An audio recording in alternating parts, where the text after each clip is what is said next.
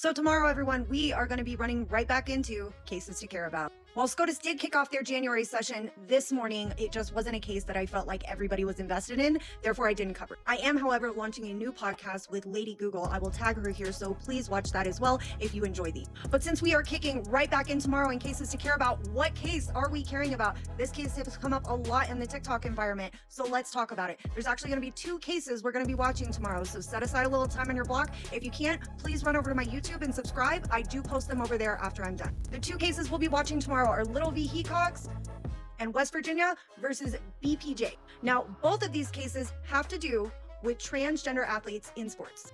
Now, both of these cases are involving an equal protection claim. However, West Virginia versus BPJ is more specific to a Title IX application. Now, one thing to be aware of in both of these cases is both of these cases involve conservative states, respectively Idaho and West Virginia, suing the people who brought the lawsuits, or the parents thereof.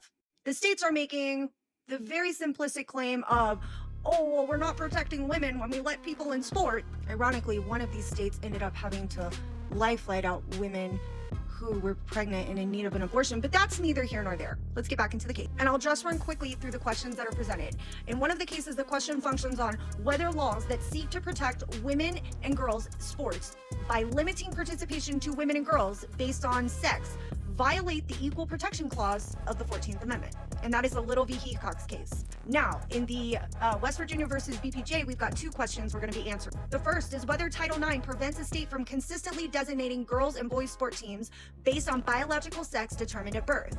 The second question is whether the Equal Protection Clause prevents a state from offering separate boys and girls sports teams based on biological sex determined at birth. So what we can kind of do is both cases revolve around the equal protection claim. Does separating it violate equal protection? However, we have another question to answer in West Virginia versus BPJ, which is the Title IX question. It's like, does it prevent a state from designating girls and boys sports teams based on sex? I'll be reading through some of these reply briefs tonight, so I will have a better way to equip you in the morning.